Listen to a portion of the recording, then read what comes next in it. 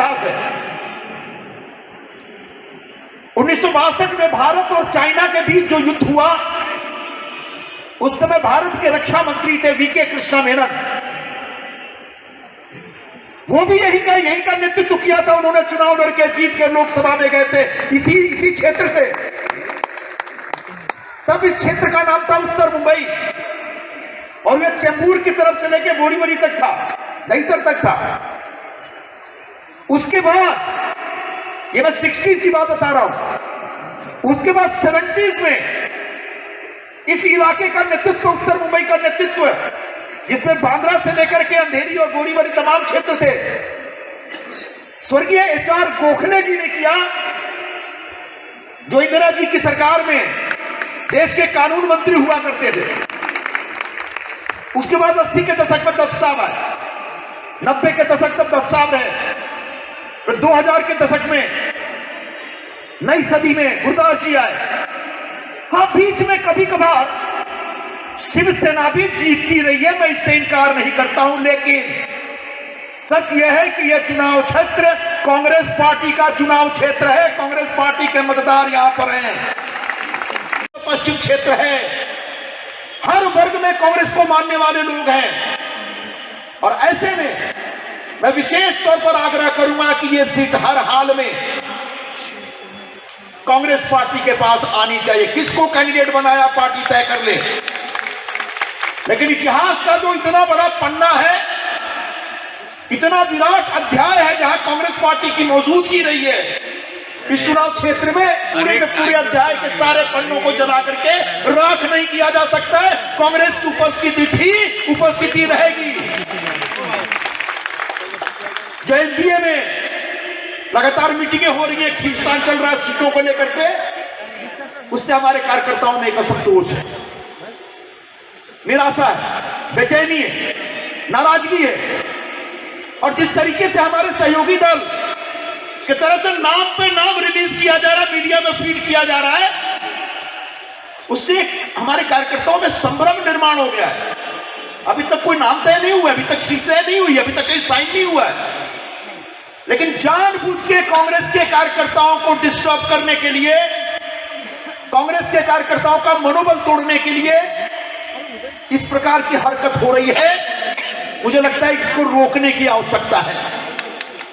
मैं जानता हूं सहयोगी दल का एक अपना आग्रह है, लेकिन पहले वो घर में अकेले रहते थे, अब वो अकेले नहीं, हम भी आ गए हैं घर में, तो भाई थोड़ा एकोमोडेट करना पड़ेगा। आपके साथ जो हुआ उसको लेकर के हमारे मन में सहानुभूति है। शिवसेना के साथ जो हुआ, राष्ट्रवादी कांग्रेस के साथ जो हुआ और जो हो रहा है, हमारे मन में बहुत ज्यादा सहानुभूति है। हम आपके साथ खड़े हैं, क्योंकि महाराष्ट्र की राजनीति एक बहुत ही खतरनाक दौर से गुजर रही है। दल बदल पहले भी होते थे, पूरे हिंदुस्तान में हुए, दुनिया में हुए। चर्चिल भी दल बदलते थे, एक दल से दूसरे दल में जाके प्राइम मिनिस्टर बन जाते थे। लेकिन अभी जो दल बदल हो रहा है महाराष्ट्र में, यह न भूतो न भविष्यति है। पहले नेता उठाए जाते थे, चुराए जाते थे, लूटे जाते थे, कार्यकर्ता उठाए जाते थे, लूटे जाते थे, छीने जाते थे, आमदार खासदार छीने जाते थे। यहां पूरी की पूरी पार्टी लूटी जा रही है, पार्टी का सिंबल लूटा जा रहा है, और पार्टी का नेता तमाशा देखता रह जा रहा है। ये जो महाराष्ट्र में चल रहा है और भारतीय जनता पार्टी जो कर रही है, इसका जवाब देना पड़ेगा, और इसका जवाब पूरे हिंदुस्तान को सुनना है। और इसका जवाब अगर कोई दे सकता है तो महाराष्ट्र के लोग दे सकते हैं, हम सब दे सकते हैं। शिवसेना नहीं दे सकती, शिवसेना अकेले नहीं लड़ सकती और लड़ करके जीत नहीं सकती। अगर जीतना है, अगर भारतीय जनता पार्टी को जवाब देना, दिल्ली तक जवाब पहुंचाना है, तो कांग्रेस पार्टी के साथ हाथ जोड़ करके, मिल करके एक साथ सामूहिक रूप से लड़ेंगे, तब जाके भारतीय जनता पार्टी की दिल्ली की सत्ता हिलेगी। लेकिन मैं आजकल देख रहा हूं, अपनी ही दुनिया में है, अपने ही ढंग से है। मैं नाम नहीं ले रहा हूं, लेकिन हमारे नेता ने पूछा उनके किसी नेता से कि पुढची मीटिंग कधी करायच्या, बरं कशासाठी? तो तिकीट वाटपासाठी. मला आमच्या तो ठरलेला है, तो तुम्हारा क्या करायचा? इस प्रकार की भाषा का इस्तेमाल नहीं होना चाहिए. कोई कमजोर नहीं है, कोई मजबूर नहीं है. हम लोग अगर मान सम्मान इज्जत और सत्कार करना चाहते हैं, इसका मतलब कमजोर नहीं है. कोई संस्कारवान है, इसका मतलब वो कमजोर नहीं होता. अपने संस्कारों का प्रदर्शन कर रहा है, आपको इज्जत दे रहा है, सम्मान दे रहा है. लेकिन अगर उसके संस्कारों की आप इज्जत नहीं करेंगे तो अपना संस्कार का चोला उतार करके कोई दूसरा रूप धारण कर सकता है. इसलिए मैं साथियों से, अपने सहयोगी दल के साथियों से बोलूंगा, जल्दीबाजी मत करिए. यह एक ऐसा मंच है कि मैं सब कुछ नहीं बोल सकता. हमारे जिलाध्यक्ष कलाई बता रहे थे कि उत्तर पश्चिम जिला कांग्रेस का गढ़ रहा है. इस जिले का नेतृत्व कभी स्वर्गीय सुनील दत्त साहब किया करते थे. उसके बाद जब डिलिमिटेशन के बाद एक नया उत्तर पश्चिम बना, जिसमें फिर अंधेरी आया, तो उस उत्तर पश्चिम मतदार संघ का चुनाव क्षेत्र का प्रतिनिधित्व स्वर्गीय गुरदास कामत जी ने किया. लेकिन मैं आपको बताना चाहूंगा, इससे पहले का भी एक इतिहास है. 1962 में भारत और चाइना के बीच जो युद्ध हुआ, उस समय भारत के रक्षा मंत्री थे वीके कृष्णा मेनन. वो भी यही का नेतृत्व किया था. उन्होंने चुनाव लड़के जीत के लोकसभा में गए थे इसी क्षेत्र से.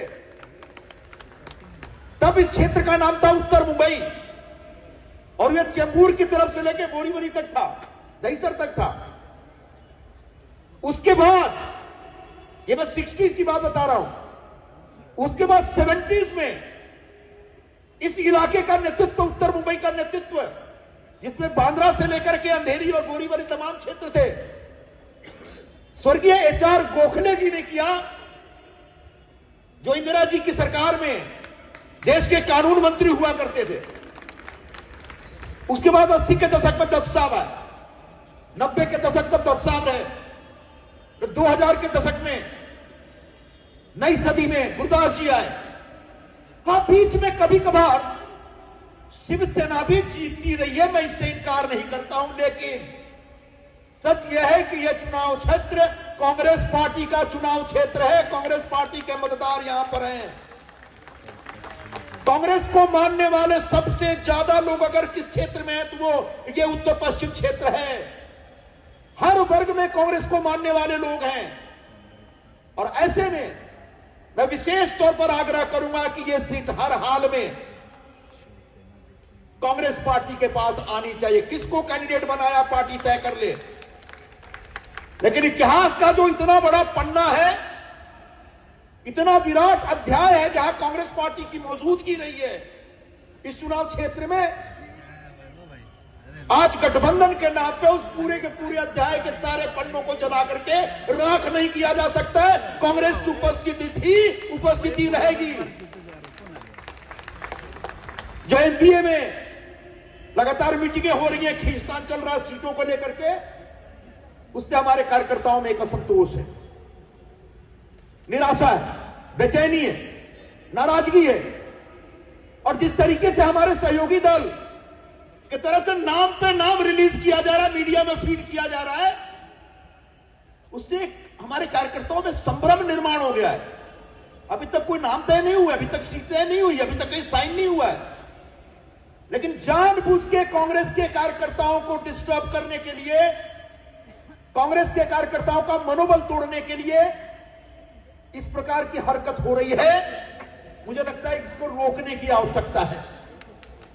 मैं जानता हूं सहयोगी दल का एक अपना आग्रह है, लेकिन पहले वो घर में अकेले रहते थे, वो अकेले नहीं, हम भी आ गए घर में, तो भाई थोड़ा एकोमोडेट करना पड़ेगा. आपके साथ जो हुआ उसको लेकर के हमारे मन में सहानुभूति है. शिवसेना के साथ जो हुआ, राष्ट्रवादी कांग्रेस के साथ जो हुआ और जो हो रहा है, हमारे मन में बहुत ज्यादा सहानुभूति है. हम आपके साथ खड़े हैं, क्योंकि महाराष्ट्र की राजनीति एक बहुत ही खतरनाक दौर से गुजर रही है। दल बदल पहले भी होते थे, पूरे हिंदुस्तान में हुए, दुनिया में हुए। चर्चिल भी दल बदलते थे, एक दल से दूसरे दल में जाके प्राइम मिनिस्टर बन जाते थे।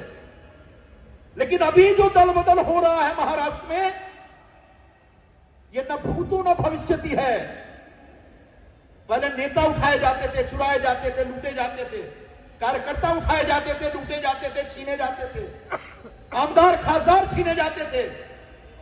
यहां पूरी की पूरी पार्टी लूटी जा रही है, पार्टी का सिंबल लूटा जा रहा है और पार्टी का नेता तमाशा देखता रह जा रहा है। ये जो महाराष्ट्र में चल रहा है और भारतीय जनता पार्टी जो कर रही है, इसका जवाब देना पड़ेगा और इसका जवाब पूरे हिंदुस्तान को सुनना है। और इसका जवाब अगर कोई दे सकता है तो महाराष्ट्र के लोग दे सकते हैं, हम सब दे सकते हैं। और ये जवाब सिर्फ शिवसेना नहीं दे सकती।